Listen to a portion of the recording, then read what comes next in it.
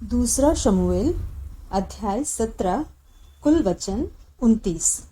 फिर अहीतोपेल ने अबशालोम से कहा, मुझे 12,000 पुरुष छांटने दे और मैं उठकर आज ही रात को दाऊद का पीछा करूंगा, और जब वह थकित और निर्बल होगा तब मैं उसे पकड़ूंगा और डराऊंगा, और जितने लोग उसके साथ है सब भागेंगे, और मैं राजा ही को मारूंगा, और मैं सब लोगों को तेरे पास लौटा लाऊंगा।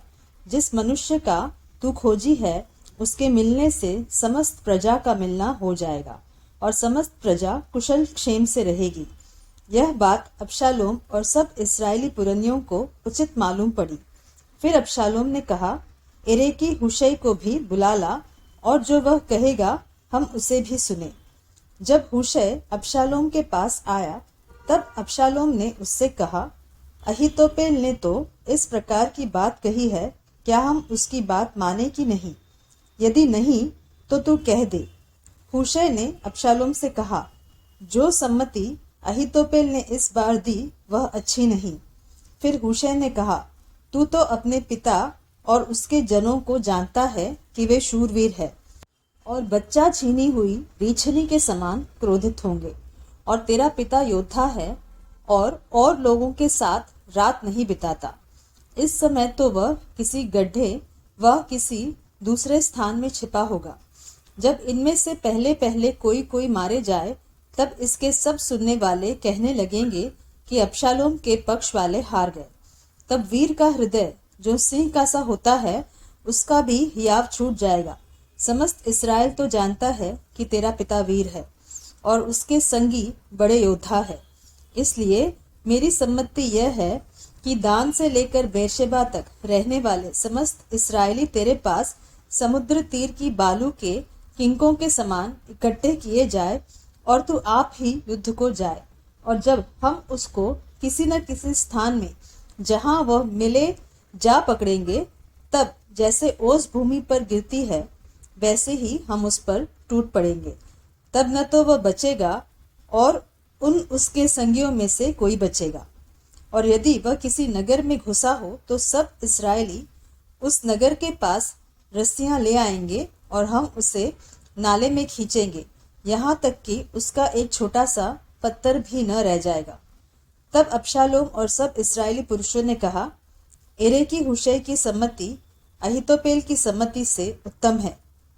यहोवा ने तो अहीतोपेल की अच्छी सम्मति को निष्फल करने के लिए ठाना था कि यह अबशालोम ही पर विपत्ति डाले। तब हुशै ने सादोक और एब्यातार याजकों से कहा, अहीतोपेल ने तो अबशालोम और इस्राएली पुरनियों को इस प्रकार की सम्मति दी, और मैंने इस प्रकार की सम्मति दी है। इसलिए अब फुर्ती कर दाऊद के पास कहला भेजा कि आज रात जंगली घाट के पास न ठहरना, अवश्य पार ही हो जाना।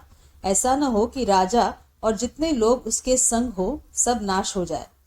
योनातन और अहीमास एनरोगेल के पास ठहरे रहे, और एक दासी जाकर उन्हें संदेशा दे आती थी, और वे जाकर राजा दाऊद को संदेशा देते थे, क्योंकि वे किसी के देखते नगर में नहीं जा सकते थे। एक छोकरे ने तो उन्हें देखकर अबशालोम को बताया, परंतु वे दोनों फुर्ती से चले गए और एक बहरीन वासी मनुष्य के घर पहुंचकर जिसके आंगन में कुआं था उसमें उतर गए। तब उसकी स्त्री ने कपड़ा लेकर कुएं के मुंह पर बिछाया और उसके ऊपर दला हुआ अन्न फैला दिया, इसलिए कुछ मालूम न पड़ा। तब अबशालोम के सेवक उस घर में उस स्त्री के पास जाकर कहने लगे, अहीमास और योनातन कहाँ है? स्त्री ने उनसे कहा, वे तो उस छोटी नदी के पार गए। तब उन्होंने उन्हें ढूंढा और न पाकर यरूशलेम को लौटे। जब वे चले गए तब ये कुएं में से निकले और जाकर दाऊद राजा को समाचार दिया, और दाऊद से कहा, तुम लोग चलो, फुर्ती करके नदी के पार हो जाओ, क्योंकि अहीतोपेल ने तुम्हारी हानि की ऐसी ऐसी सम्मति दी है। तब दाऊद अपने सब संगियों समेत उठकर यरदन पार हो गया, और पौ फटने तक उनमें से एक भी न रह गया जो यरदन के पार न हो गया हो।